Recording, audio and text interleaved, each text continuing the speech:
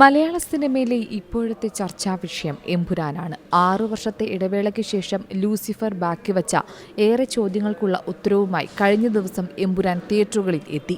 സമീപകാലത്തൊന്നും cinema ലോകവും പ്രേക്ഷകരും മറ്റൊരു ചിത്രത്തിനു വേണ്ടിയും ഇത്രയേറെ ആവശ്യത്തോടെ കാത്തിരുന്നിട്ടില്ല.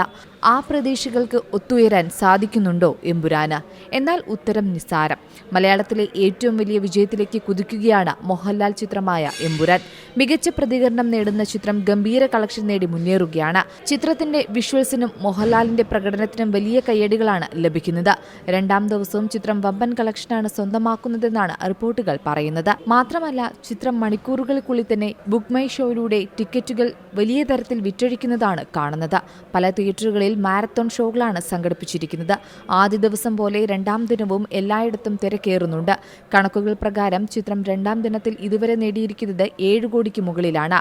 ഇത് ഇനിയും കൂടുമെന്നാണ് റിപ്പോർട്ടുകൾ പറയുന്നത്. എമ്പുരാൻ ആദ്യ ദിവസം 14 കോടിക്ക് മുകളിലാണ് കേരളത്തിൽ നിന്ന് മാത്രം സ്വന്തമാക്കിയത്. അതായത് ആക്ഷൻ ത്രില്ലറായി എത്തിയ എമ്പുരാൻ ആഗോളതലത്തിൽ ആദ്യ ദിനം ഏകദേശം 22 കോടി രൂപ നേടിയെന്നാണ് റിപ്പോർട്ടുകൾ പറയുന്നത്. ഇതോടെ മലയാള സിനിമയിലെ ഏറ്റവും വലിയ ഓപ്പണറായി മാറിയിരിക്കുകയാണ് എമ്പുരാൻ.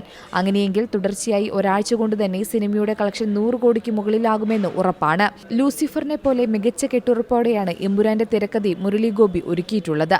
പൃഥ്വിരാജിന്റെ സംവിധാന മികവ് മലയാള സിനിമയുടെ തന്നെ നിലവാരം ഉയർത്തിയിരിക്കുകയാണെന്നും സമൂഹ മാധ്യമങ്ങളിൽ അഭിപ്രായങ്ങൾ ഉയരുന്നുണ്ട്. ലൂസിഫറിൽ കണ്ട മോഹൻലാലിന്റെ കുറെ കൂടി സ്റ്റൈലിഷ് ആയൊരു അവതാരണയാണ് എമ്പുരാനിൽ കാണാൻ സാധിക്കുന്നതെന്നും ആരാധകർ പറയുന്നുണ്ട്.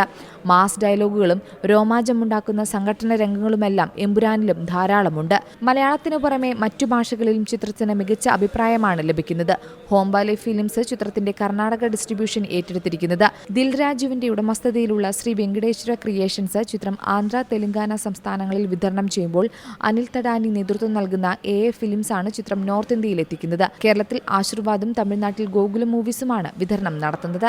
Entertainment desk, C Malayalam news. ഏറ്റവും പുതിയ വാർത്തകളും വിശേഷങ്ങളും വിരൽ തുമ്പിലറിയാൻ സി മലയാളം ന്യൂസ് എല്ലാ ഡിജിറ്റൽ പ്ലാറ്റ്ഫോമുകളിലും ലഭ്യം.